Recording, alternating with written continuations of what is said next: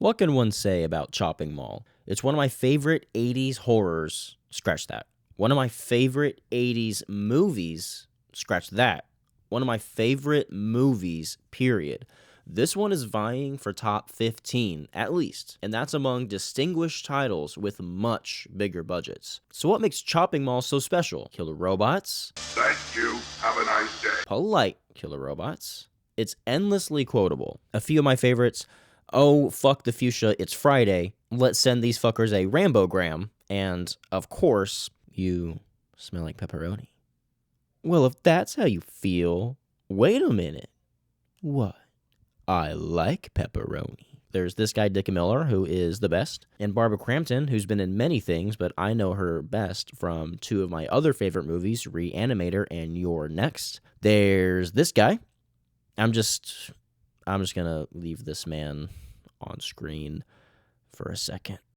Chopping Mall flies by at a brisk 70-something minutes. It's the perfect party horror movie, in my opinion. There's really more of a horror, sci-fi, action, comedy. Part of what really makes me fall in love with movies is learning more about them, and one of the best ways to learn more about them is with filmmaker commentary, which just about the only way you can get director commentary is with physical media. One funny story I heard on the director's commentary: this movie was shot in a mall, Sherman Oaks Galleria. It's a mall that hosted scenes from many movies, Fast Times at Ridgemont High, Terminator 2, Back to the Future 2, Commando. This was a real working mall at the time. It still exists by that name, but it's been remodeled to look entirely different. That's a bit of a bummer to me. I would have liked to have visited the Chopping Mall, but it's kind of no point now. Anyway, this mall had stores, like all malls, and these stores had their own owners.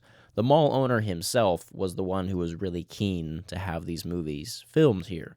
Not all of the store owners were, on board. And there was one particular store owner who I regrettably have to say is a Karen type that really wanted to see this production gone. She hated this cast and crew, so she sought any opportunity to get them booted. And during one of the shootout scenes, one of the pillars, you can see it in the film, I'll try to find it, gets a black scuff on it.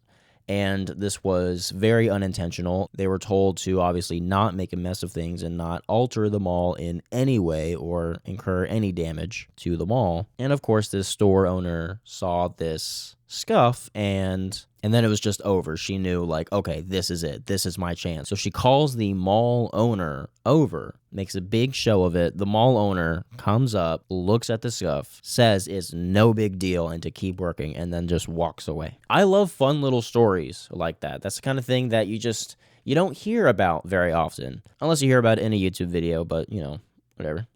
That's enough jabbering about one of my favorite movies. Let's get on to rating the thing. First up, we have gore. Now, the gore here it's an interesting one. It's not as gory as, say, something like Terrifier, not even close, because that's kind of the scale now, right? But what it does have going for it is a lot of the camp factor, and also it has the second best exploding head in cinema. If you are a somewhat initiated horror fan, then you probably know what the first one is. We have that, we have a cool fire stunt, we have gunfire, lasers, there's light flesh wound stuff, but the stuff that there does look pretty good. Of course, we can't forget the mop water electrocution, we have explosions, big explosions at that. So for the iconic status, you can't just have the second best exploding head in cinema and not get a 10 out of 10 on gore. It just doesn't make sense. So now we move on to actually, though, is it scary? This is another interesting one because it's not scary. I'm tempted to change this to actually, though, is it a good time? Because it's really not scary. There's some decently suspenseful scenes. Definitely the scene in the control room is probably the scariest, I would say. The most traditionally scary. But the point is not the scares. It's the kills, and it's a good time. So I'm going to slightly alter this to say, actually, though, is it a good time? Which gets a perfect 10 out of 10.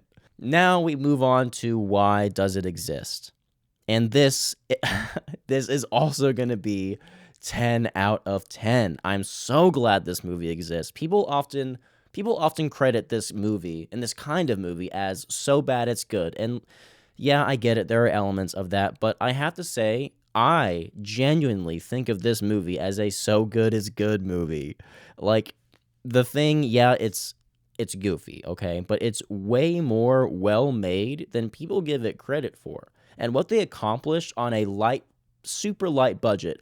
Jim Wynorski, the director, described this movie in the commentary as all smoke and mirrors. And that's exactly how it was filmed. And I find that so inspiring. So Chopping Mall ends up with a perfect 30 out of 30.